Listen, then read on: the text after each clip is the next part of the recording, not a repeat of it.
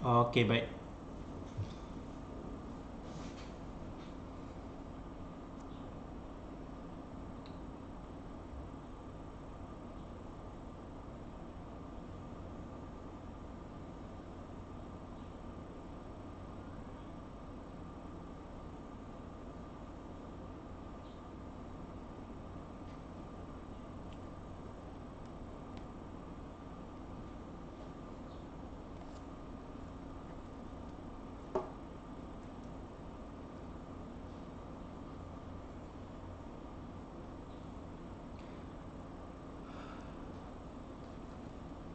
Okey, kita tunggu lagi lah beberapa lagi orang eh.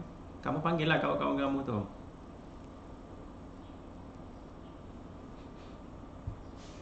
Jemput-jemput. Sound clear, gambar clear kah? Clear ke tidak? Okey, clear eh. Panggil lah kawan-kawan kamu. Miss call ke, ketuk pintu ke.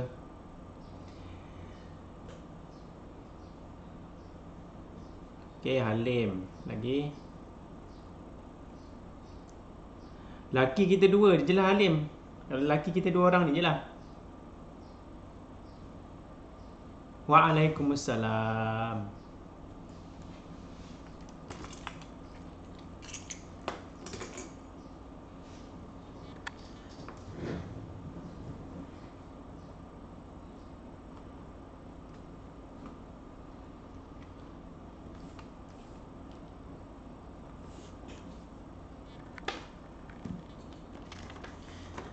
Halim, ni.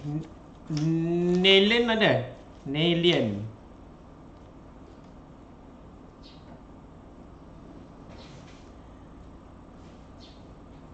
Halim, oh Halim. Chat je. Siapa lagi? Ashrafiq. Malu saya ni kalau lelaki sikit ni saya malu pula. Saya pula yang rasa malu eh. Hai.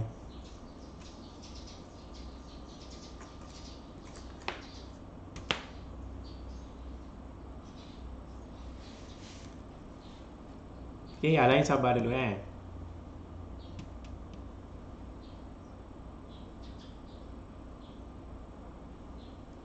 Ada dia respon?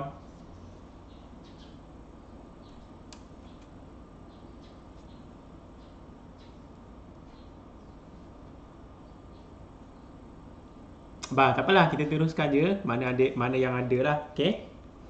Baik, kita tengok balik beberapa soalan yang salam belum bagi lagi. Okey, Assalamualaikum warahmatullahi wabarakatuh. Dan selamat pagi. Tak apa, kalau tak ada jawab pun tak apa. Asalkan kita sudah send kan chat dia. Nanti dia adalah terbaca. Dan masa dia baca tu dia menyesal lah sebab lambat baca kan. Tak apalah, okey. Baik, untuk sekejap je dalam 15 minit macam tu saya kena explain balik lah beberapa konsep yang mungkin kamu tak berapa faham lagi tentang subtopik 6.4 iaitu pengiraan kos penggunaan tenaga elektrik kata tajuk dia. Tak ingat lebih kurang lah. Ya betul, pengiraan kos penggunaan elektrik. Sebenarnya tajuk dia ni di hujung itu kita kena pandai mengira tenaga elektrik yang kita guna di rumah lah sebenarnya. Matlamat dia yang di hujung tu. Tapi awal-awal tu konsep dia adalah kecekapan tenaga. Tu kena faham dulu. Kecekapan tenaga. Jadi kalau kita buku teks, kalau saya tunjuk di sini buku teks, muka surat 195. Okey, saya tak tengok buku teks dulu, saya tengok soalan dulu.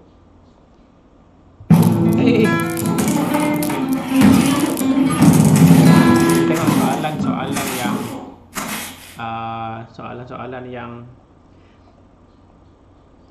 soalan yang perlu dibincangkan lah. Okey, contohnya yang banyak salah soalan nombor 2. Kita tengok soalan nombor 2. Ni, soalan nombor 2 ni simple je sebenarnya. Cikgu memanglah semua simple. Ya, tak. memang kita kena tahu sekarang ni zaman dia adalah zaman berteknologi kan. Maksudnya banyak teknologi terbaru dan sentiasa berkembang dengan pesat. Kalau dulu tak secepat sekarang lah. Tapi soalan ni dia minta apa? Okay, diminta apa? Mentol elektrik manakah yang mempunyai kecekapan yang lebih rendah? Kecekapan tenaga yang lebih rendah. Kecekapan tenaga yang lebih rendah. Maksudnya tenaga yang berguna, yang dikeluarkan, yang berguna daripada mentol mana, tenaga yang berguna itu, yang bermanfaat itu, tenaganya yang lebih rendah. Maknanya yang bermanfaat tu kita dapat sikit saja manfaat dia. Itu maksud soalan dia. Jadi di sini konsep kecekapan tenaga. Kalau kamu tengok mentol dua ni, yang ini model lama ni. Model lama biasanya macam ni lah. Maksudnya dia panas kan. Bila kamu pegang dia cepat panas. Dia api batu, dia terbakar. Dia punya filament dia, tungsten dia tu terbakar. Jadi membara. Biasanya kalau dulu banyaklah pakai yang ini. Tapi sekarang ni teknologi sudah berkembang pesat. Jadi kita pakai yang, kalau kamu pergi di mana-mana kedai, di One Stop ke, di mana lagi di sini, di DIY ke, semuanya yang majoritinya kamu boleh jumpa yang jenis LED sudah sekarang ni. Banyak sudah pakai. Ini jenis LED ni. LED. Jadi antara dua ini, kalau kenapa sekarang ni banyak yang ini? Sebabnya kecekapan dia tinggi, kecekapan tenaga dia tinggi. Maksudnya tenaga yang berguna. Tenaga yang berguna lebih banyak daripada tenaga yang terbazir berbanding mentol yang ini. Apa maksud saya tu? Nanti kita tengok konsep di buku teks dia. Saya akan kaitkan dengan contoh ni. Jadi jawapan dalam soalan ni, dia mahu kecekapan tenaga yang lebih rendah. Maksudnya yang tak cekap lah. Yang tak cekap adalah mentol zaman dulu yang ini. Jawapannya adalah A. Ataupun yang kiri ni jawapan dia. Kenapa dia tak cekap? Sebab mentol zaman dulu, kalau kamu pegang dia, kamu buka switch, dia cepat panas bang ni. Dia cepat panas, haba tu lebih banyak tenaga yang dibazirkan melalui haba, lebih banyak daripada tenaga cahaya yang berfaedah.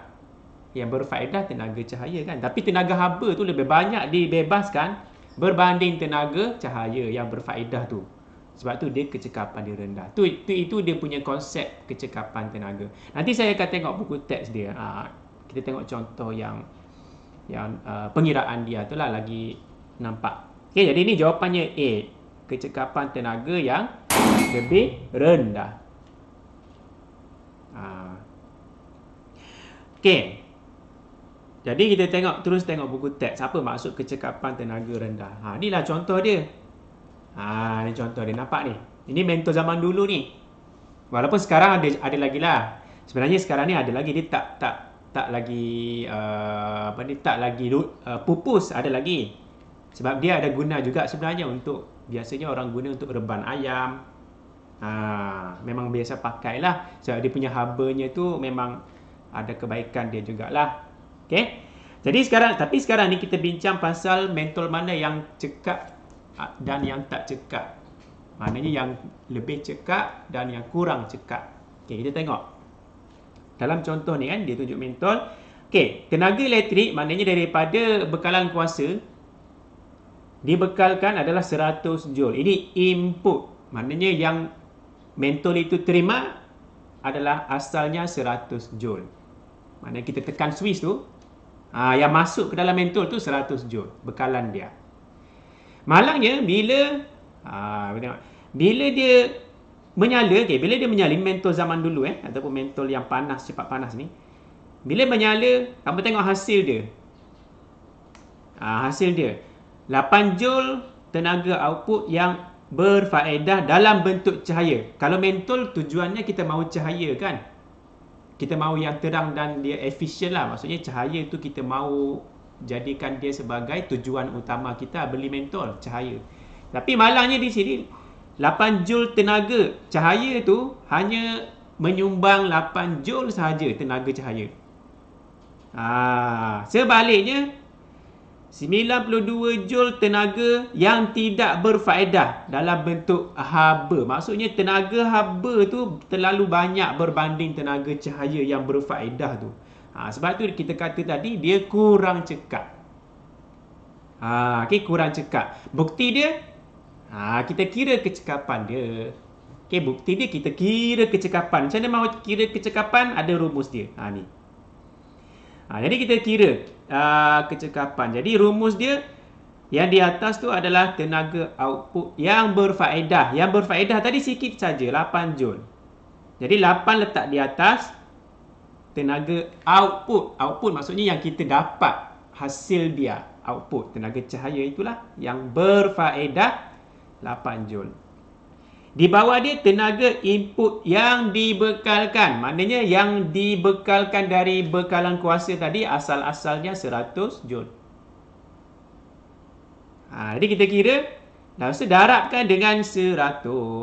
Maknanya kecekapan dia ukur dalam peratus, tanda peratus tu. Tanda peratus. Saya besarkan sikit. Jadi bila kamu kira kan, 8/100 darab 100, dalam matematik kamu boleh potong je ni kan. Tinggal 8 lah. Joule dengan Joule boleh mati. Joule di atas, Joule di bawah boleh potong. Jadi tinggal 8. Tanda peratus tu ada di belakang. 8%. Maksudnya di sini kecekapan dia hanyalah 8%. Adakah kita panggil cekap? Soalan saya pada kamu. Adakah ini cekap? Sangat cekapkah ataupun sangat kurang cekap? Any respon? Kecekapan dia 8% saja. Adakah kita panggil dia sangat cekap ataupun sangat kurang cekap?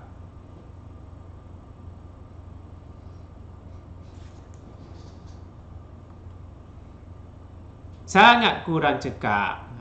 Okey, sebab macam mana kita tahu sangat kurang cekap? Sebab kita kira tadi kita mahu tenaga yang berfaedah tu banyak, tapi masalahnya tenaga yang berfaedah tu hanya 8 saja. Kan? Jadi bila kita kira, kita dapat 8% saja kecekapan dia. Tahap kecekapan dia. Kalau boleh kita mahu 100% lah. Kan? Kita mahu 100%. Tapi mustahil lah 100% dalam dunia ni tak tercapai. Paling tinggi pun kecekapan setakat yang saya tahu ada sampai 80% lebih lah, lebih kurang. Tak ada pun yang sampai 99%. Tak. Walaupun itulah kita mahu kan, tapi memang tak ada peralatan elektrik dalam dunia sampai 100%, tak ada. Jadi itulah konsep kecekapan. Okey, rumus dia simple. Yang di atas ni yang di atas tu adalah tenaga output yang berfaedah. Maksudnya yang berguna, yang kita mahu, yang berfaedah. Mana ni hilang sudah ni? Sini. Yang berfaedah. Okey, 8. Jadi kita tengok contoh lain. Contohnya, adakah dia bagi contoh lain pengiraan? Tidak. Tak ada sudah. Itu je dia bagi. Dalam soalan tadi ada kan? Kita tengok soalan yang berkaitan dengan kecekapan. Jadi kita tengok soalan nombor 15-16 ke di hujung-hujung tu. Tengok sini. Kecekapan tenaga mentol itu ialah, dia tanya kecekapan tenaga. Jadi kita tengok gambar dia. Okey, ada 100 Joule input dia. Ni tak semestinya 100 Maksudnya dia mungkin jadi 400 ke, tapi dalam soalan ni dia 100 lah, saya tulis itu 100. Okey, tenaga output yang berfaedah 90 Joule. Tenaga output yang tidak berfaedah 10 Joule. Maksudnya tenaga yang berfaedah tu melebihi, jauh lebih besar daripada yang tak berfaedah. Maksudnya kita boleh kira kecekapan dia. Kita boleh kira kecekapan dia tu dengan rumus tadi. Okey, dengan rumus tadi kalau saya buat di sini, dia akan jadi kecekapan. Harap-harap boleh nampak lah kan, kecil je skrin laptop ni. Okey, kecekapan tenaga sama dengan macam mana kita mahu guna rumus? Apa per berapa? Tapi kecil lah skrin ni 10 di atas ke ataupun 90 di atas? Di sini atas dengan bawah ni mahu tulis apa? darab dengan 100 di belakang dia.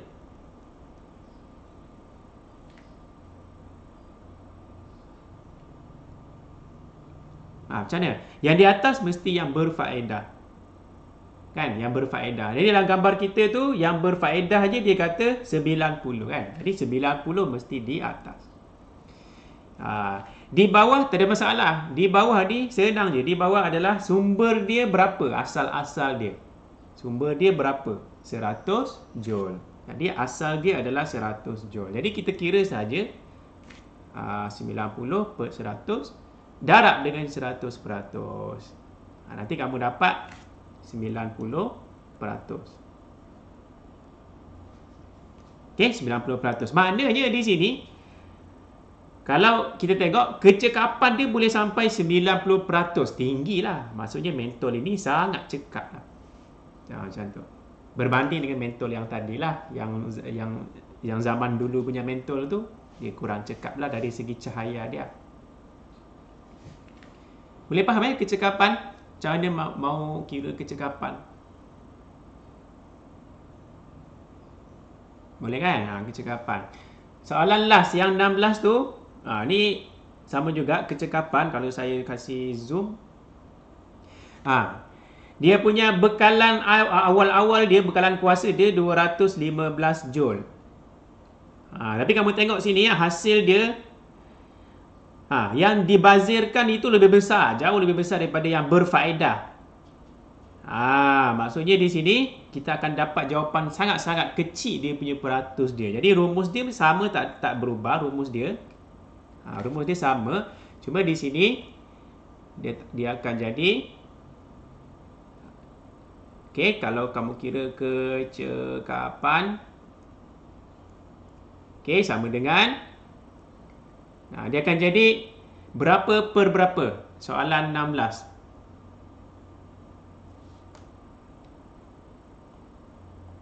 Soalan 16 ni berapa per berapa? 15 di atas ke 200 yang di atas? 15 di atas. Sebab apa 15 kena di atas?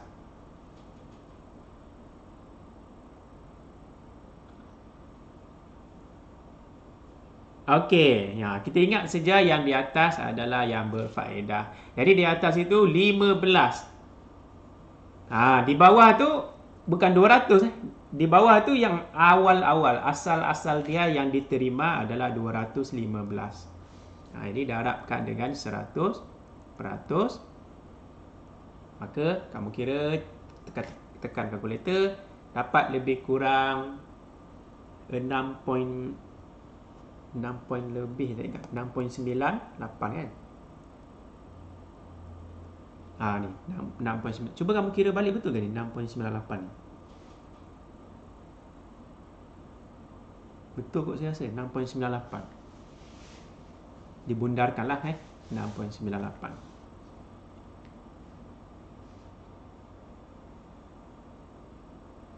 Okey, kecekapan. Jadi itulah konsep kecekapan. Kita boleh tahu peralatan itu cekap atau tak cekap, kita kira dia punya kecekapan dia, peratus efisiensi dia ni. Kita boleh tahulah sama ada dia cekap ke tak cekap ke. Okey.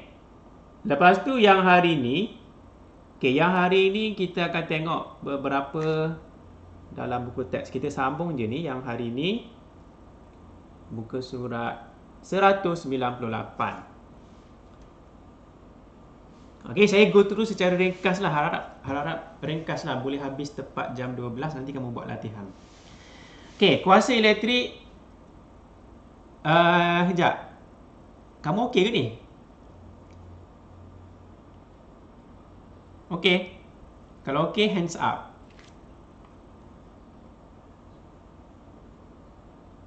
Sebab saya takut saya cakap seorang diri je. Tidak kan? Okey, bolehlah. Okey, muka surat 194. Okey, kita kena kenal kuasa elektrik. Okey, kuasa elektrik tu apa? Ini dia punya definisi dia. Kadar tenaga elektrik. Okey, kadar tenaga elektrik. Maksudnya dalam rumus, tenaga elektrik yang digunakan bahagi dengan masa yang diambil. Tenaga bahagi masa. Dengan ringkasan dia kita tulis P sama dengan tenaga adalah E, masa adalah T, time. Bahasa Inggeris, masa adalah time, E adalah energy, P adalah power. Ni rumus paling ringkas lah. Kita mau simplify supaya senang ingat lah. Ni rumus bagi kuasa. Maksudnya kalau di sini kuasa dia maksudnya tenaga elektrik yang digunakan per saat. Kalau saya ada contohnya, kamu ada peralatan elektrik, biasanya macam vacuum ke. Vacuum contohnya dia tulis di vacuum tu 2000 watt. Ada kan kalau kamu tengok di mana-mana peralatan elektrik tu dia ada tulis berapa watt. Watt W ni adalah watt nama orang tu. Unit bagi kuasa. Maksudnya kalau peralatan elektrik itu 2000 watt, tenaga yang digunakan adalah 2000 joule per saat. Maksudnya satu saat dia pakai 2000 joule. Tu maksud kuasa. Okey, kuasa maksudnya berapa tenaga dalam satu saat. Berapa tenaga yang diguna dalam satu saat.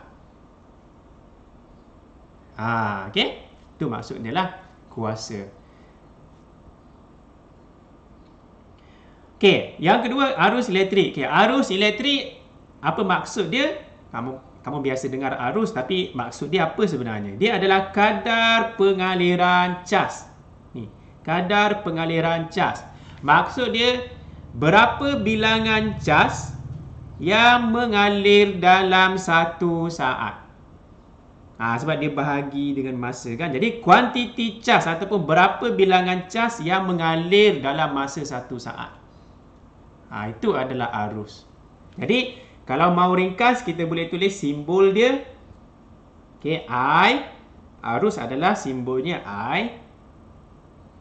Kalau tak silap induce current I tu.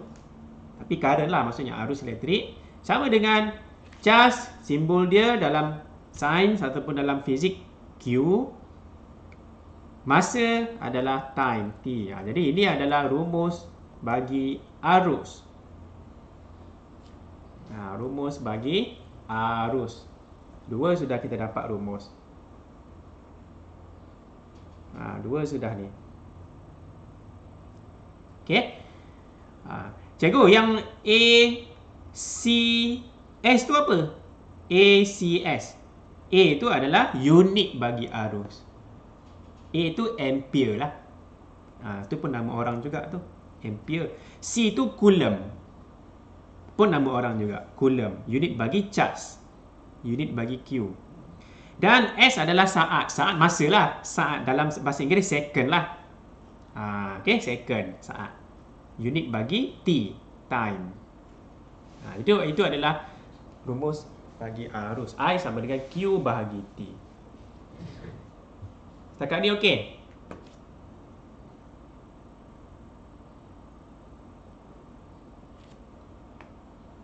Halo? Halo, malo? Okey, okey. Okey, baik. Alhamdulillah, okey. Mana mouse aku ni? Ni. Okey. Yang ini adalah voltan. Okay, yang ketiga adalah voltan. Tadi kita ada kuasa, kita ada arus dan kita ada yang ketiga adalah voltan. Okey. Voltan maksud dia apa? Dia ada ayat dia panjang ni. Tenaga elektrik yang digunakan untuk menggerakkan cas melalui suatu konduktor. Maknanya berapa banyak tenaga yang kita tolak cas itu supaya mengalir dalam suatu konduktor. Berapa banyak tenaga untuk menggerakkan satu cas. Okey? Jadi rumus dia voltan, rumus dia tenaga elektrik bahagi dengan cas. Itulah. Jadi tenaga, berapa banyak tenaga yang digunakan untuk menggerakkan seunit. Seunit tu maksudnya satu biji, satu unit. Satu biji lah, senang faham kan? Satu unit tu satu biji lah sebenarnya. Satu biji cas, satu unit cas. Itu adalah voltan. Jadi Kalau lebih simple, kita boleh tulis simbol dia, guna simbol kuantiti dia V. Okey, sama dengan E bahagi dengan Q. E bahagi dengan Q. Ini lebih simple dilihatlah. Ini lebih simple. E sama dengan V bahagi Q. Okey, ini adalah rumus yang ketiga. Okey, jadi itu adalah beberapa rumus yang penting. Bila kita bercakap pasal elektrik, tiga-tiga ni memang penting lah. Okey. Baik, contoh ini dia tunjuk, inilah dia tunjuk tenaga kuasa. Kalau 40 W maksudnya kuasanya adalah 40 watt. Ini kuasanya adalah 60 watt. Okey. Jadi di sini mentol manakah yang menggunakan lebih banyak tenaga? Jadi kalau kita tengok muka surat 198 tadi saya kata 194 salah. 198. Hilang sudah ni. 198.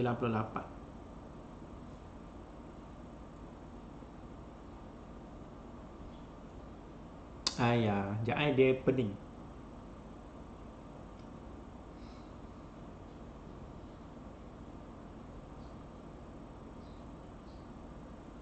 Mana tadi ya?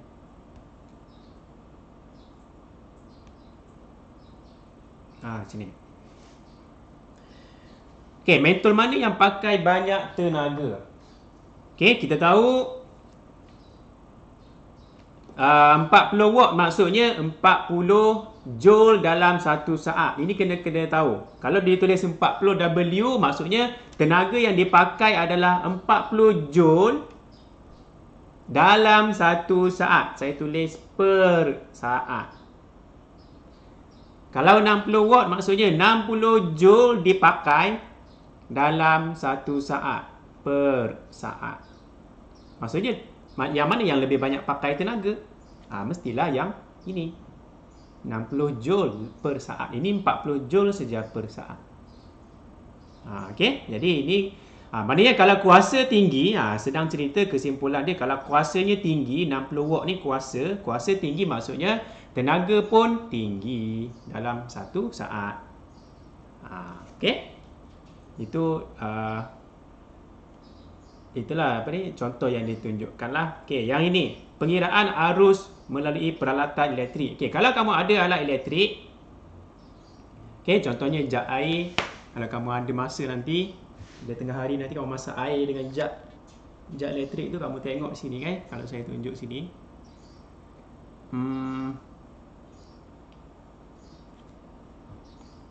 Nampak kan? Dia kena static. Kalau kamu nampak situ, dia tulis household use only tu, dia ada tulis 1000 hingga 1200 W. Itu adalah dia punya kuasa dia. Maknanya antara lingkungan 1000 hingga 1200 W. Tapi ada peralatan elektrik dia fix, maksudnya dia tak ada lingkungan-lingkungan gitu. Tapi ada peralatan yang saya pakai ni macam pemanas air ni, dia macam itulah, antara 1000 hingga 1200 watt, bergantung kepada situasi ataupun penggunaan kita guna tu macam mana, lamakah sekejapkah, macam tu.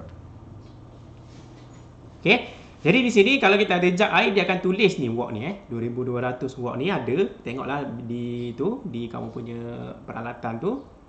Okey, soalan dia apa dalam ni? Dia tanya, contohnya dia tunjuk soalan ni, dia tanya apa? Hitungkan arus yang mengalir. Kalau arus maksudnya kita guna simbol apa? Kalau arus tadi, huruf apa kita guna sebagai simbol bagi arus?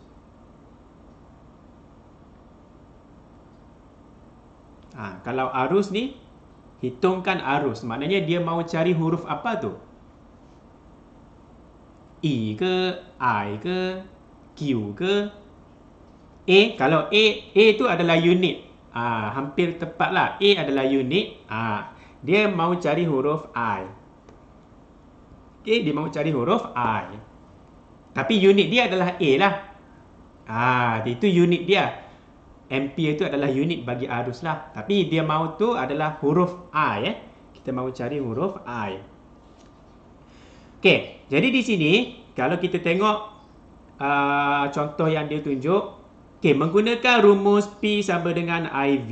Ni kalau kamu ada peralatan elektrik, kamu ada kuasa dia tadi, P dia adalah 2200, P adalah 2200. W tu watt. Ada kuasa dia. Dan voltan dia ada. Ni ada voltan dia, dia tulis sini 240V. Kalau kamu tengok sini 240V. Yang dia tulis VAC tu, inilah ni V. Kita ambil depan ni 240V. Jadi voltan dia adalah 240V. V dia bagi 240. Soalan dia mahu cari I, current. Jadi rumus apa kita boleh pakai? Kita boleh guna rumus yang ini. P sama dengan V darab I. P sama dengan V darab I. Saya kasih warna kan. Penting juga ni rumus ni.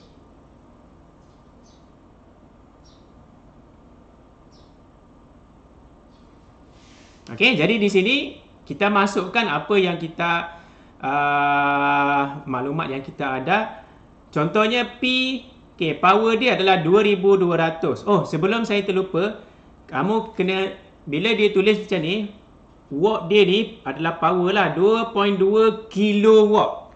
Maksudnya bila kamu kira arus kah, kira voltan kah, kalau soalan tanya kan, kena tukar kena hilangkan kilo. Macam kilogram lah. Kalau kamu tukar, kalau 1 kilogram jadi 1000 gram kan.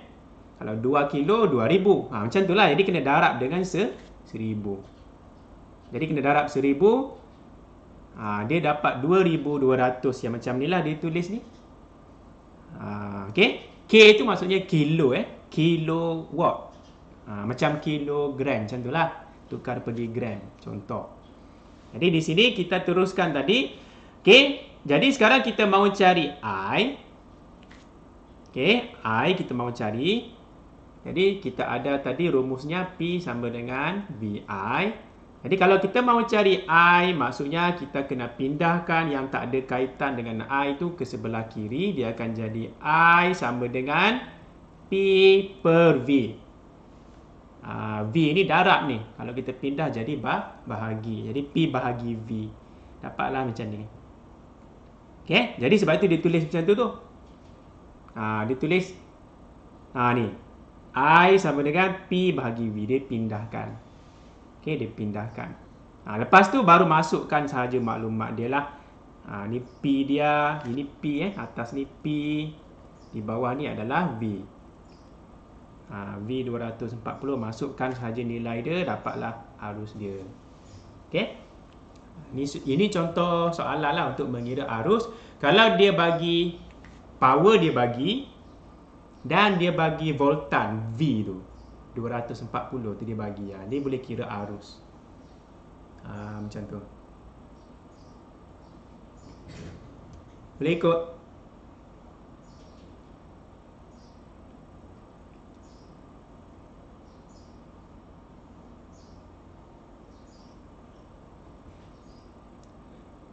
Macam transformer. Tak apalah. Okey je. Mungkin lain lah kali kan. Habis tentang menggunakan rumus itu. Sekarang kita mahu masuk kepada pengiraan kos penggunaan tenaga elektrik. Kita mahu kira bil ni. Bil elektrik tu macam mana dikira. Gitu. Jadi tenaga elektrik, ni rumus dia ni. Tenaga elektrik adalah kuasa darab massa. Sebenarnya tenaga ni, ini rumus ni, dia dapat dari mana ni? Daripada yang kamu belajar tadi lah. Apa yang kamu belajar tadi? Kuasa sama dengan tenaga. Ni kamu belajar tadi kan? Tenaga bahagi dengan massa kan tadi? Maksudnya kamu guna simbol P sama dengan E bahagi dengan T. Ni. Ini rumus tadi. Jadi sekarang ni kalau kita mahu cari tenaga, maksudnya kita kena cari E ni. Kita mahu cari tenaga elektrik. Kalau mahu kira kos, berapa ringgit bayaran bil tu, kamu kena kira E dulu. Maksudnya kena cari E duluan. Jadi mahu cari E duluan, maksudnya berapa jumlah unit tenaga tu, kena cari dulu. Cara dia kita darabkan P power dengan T. Maksudnya T ni kita pindahkan lah. Bila kita pindahkan dia akan jadi dia akan jadi P darab T sama dengan E. P darab T sama dengan E. Kita pindahkan sebab asalnya bagi pindahkan jadi darab. Jadi P darab T. Jadi sebab itu dia datang rumusnya ni. Okey, kamu tengok kuasa kan adalah P. Kan ini adalah P. Masa ni adalah T. Jadi betul lah. Maksudnya P darab T. P darab T. Jadi datang asal dia tu daripada rumus yang kita belajar tadi. Ni asal, ni sejarah dia. Jadi sekarang ni kita pakai sahaja pakai sahaja rumus yang kita baru belajar tadi untuk mengira tenaga elektrik. Okey, jadi dalam contoh ni dia beri contoh sebuah syarat. Dalam pengiraan tenaga elektrik kamu kena ingat kuasa dia ni mesti dalam kilowatt jam. Ni, kilowatt jam. Dia tak boleh pakai watt saja. Kamu kena ada kilowatt jam. Contohnya, ni maksud saya. Contohnya kalau kita ada tadi 2000 watt. Maka kalau mahu tukar kepada kilowatt, macam mana kita mahu buat? Kita kena tukar dia kepada kilowatt. Kena bahagi ke kena darab? Bahagi berapa ataupun darab berapa? Cuba bagi tahu.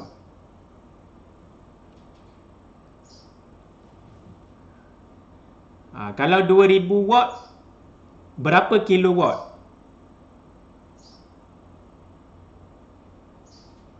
Any response?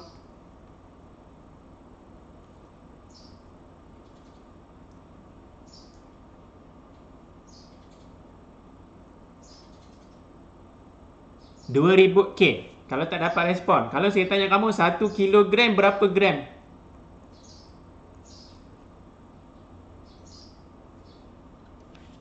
Okey, semua orang boleh jawab Kalau 2 kilogram berapa gram? 2000. Okey, semua orang boleh. Tapi kalau saya tanya kamu, kalau 5000 gram berapa kilogram? 5 kilogram. Nilainya makin kecil. Bila makin kecil, operasinya bahagi kan? Bahagi berapa? 1000. Samalah juga dengan kes sekarang ni. Yang ini kita daripada gram pergi ke kilogram. Maknanya kita bahagi 1000. Samalah dengan ini. Daripada watt pergi ke kilowatt, kita bahagi dengan 1000. Jadi bila bahagi 1000, kita dapat 2 kilowatt. Konsep dia sama, sebiji sama. Sebiji sama. Okey, bahagi dengan 1000. Jadi apa-apa kamu nampak kalau soalan berkaitan kita mengira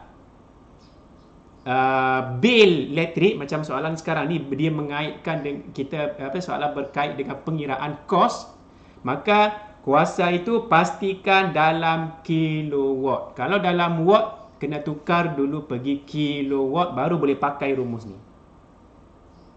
Okey, yang pertama.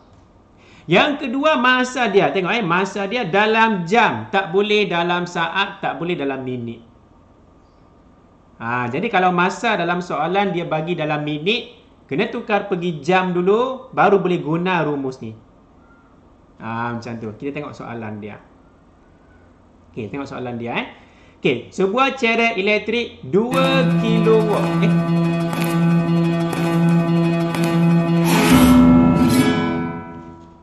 Kuis tadi tu Okey, 2 kilowatt. 2 kilowatt ini sudah dia bagi kilowatt, tak ada masalah. Maknanya kita ganti sahaja kilowatt di sini. Ni. Sebab dia sudah okey. Awal-awal dia sudah kilo kan. Tapi masa dia 10 minit. Maknanya 10 minit kena tukar pergi jam dulu. Bahagi dengan 60. Dia buat di sini ni. 10 bahagi 60. Okey, per itu bahagilah maksud dia. Okey, soalan dia apa sebenarnya? Hitungkan kos penggunaan tenaga elektrik. Soalan mahu cari berapa bayaran tenaga ataupun bayaran unit penggunaan tenaga elektrik. Hitungkan kos, duit lah maknanya. Kira duit. Untuk mendidihkan air itu, jika kadar bagi setiap unit 1 unit tenaga. Setiap unit tu 1 unit tenaga adalah 21 sen. Saya buat sini 1 unit tenaga bersamaan 21 sen. 21 sen. Jadi kita ada berapa unit tenaga? Jadi kita pakai rumus tadilah, iaitu kuasa darab massa. Jadi kita darabkan kuasa dengan massa. Okay, bila kamu darabkan, kamu dapat 1/3 unit. Ni, kamu dapat 1/3 unit. Kalau dalam perpuluhan lebih kurang 0.3333 panjang tu tak sampai seunit pun. Hanya 0.33 saja. Tapi tak apalah, ini dalam pecahan pun tak ada masalah. Tulis dalam pecahan pun tak ada masalah. Okey, ini adalah 1/3 unit. Ini bilangan unit. Jadi sekarang ni kalau 1 unit 21 sen, kalau kita ada 1/3 unit, darabkan je lah kan. Bila darabkan, dapatlah 7 sen. Jadi, kos penggunaan tenaga elektrik bagi ceret elektrik dalam masa 10 minit hanyalah 7 sen sahaja. Itu kalau 10 minit lah, sebab dalam ni dia minta 10 minit saja kan. Kalau 1 jam pakai, banyaklah duit ni. Maknanya banyaklah kena bayar bil tu. Okey. 10 minit 7 sen lah bayaran dia. Tapi jarang orang pakai 10 minit dalam sebulan tu, tiap-tiap hari kot pakai kan. Kalau kita kira-kira mungkin 2 jam dalam sebulan pakai ceret kan. Okey, mungkin lah. Jadi kalau 2 jam maksudnya dengan darab 2 lah di sini. Lebih tinggi lah dia punya tenaga elektrik dia, lebih mahal lah dia punya bayaran sen dia tu. Okey, jadi itu adalah contoh mengira tenaga elektrik. Oh, itu je lah yang tentang pengiraan kos tenaga elektrik. Okey, jadi yang belakang sekali ini adalah kaedah menjimatkan penggunaan tenaga elektrik. Ni saya sentuh sikit lah. Okey, cara-cara menjimatkan tenaga elektrik banyaklah. Sekarang ni kita ada macam gambar ni, bangunan hijau. Bangunan hijau ni, kamu kena carilah di internet apa dia punya ciri-ciri keistimewaan bangunan hijau ini. Okey. Ada banyaklah, tapi dia ada cerita lah di sini sikit. Kalau kamu tengok buku teks ni ada cerita sikit lah. Ciri bangunan hijau ni macam-macam lah. Sistem pengudaraan yang cekap dapat mengurangkan penggunaan aircon. Maknanya dalam itu kurang aircon. Jadi bila kurang aircon, kuranglah penggunaan tenaga elektrik. Dia lebih natural lah. Sebab ada pokok, lebih sejuk, ada air terjun. Lebih sejuk, tak payahlah lagi aircon kan. Gitulah. Dan yang kedua, reka bentuk memaksimumkan pencahayaan semula jadi dapat mengurangkan kos penggunaan tenaga elektrik. Maksudnya di sini, kalau sudah bangunan hijau, kalau kamu explore tu, bangunan hijau tu dia sudah banyak cermin, banyak cahaya boleh masuk, tak payah lagi pasang lampu banyak. Buat apa pasang lampu banyak-banyak? Jadi maksudnya dia jimat tenaga elektrik lagi. Itu maksud dia. Okey, dan banyak lagi lah kelebihan dia ataupun ciri-ciri keistimewaan dia. Apa yang specialnya tentang bangunan hijau? Kamu boleh explore sendirilah. Okey. Bangunan hijau. Kenapa namanya bangunan hijau? Kan? Jadi kena explore sendirilah tu untuk pengetahuan am lah. Okey. Jadi untuk 6.4 kita habis dan sebetulnya memang habislah sudah bab yang ke-6 hari ini. Jadi untuk lepas cuti kita akan masuk terus bab 7. Jadi untuk sekarang ini saya akan bagi link kuis tu di WhatsApp kamu sebagai latihan. Okey, sebagai latihan apa yang saya terangkan tadilah.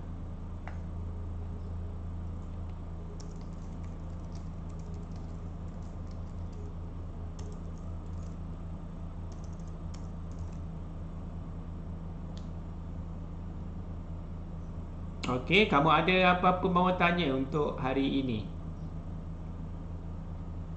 Okey, ada saya share di grup sana latihan kuis tu, baru sahaja tekan Ada yang mahu tanya tentangnya, ada yang tak faham ke ataupun ada yang was-was ke?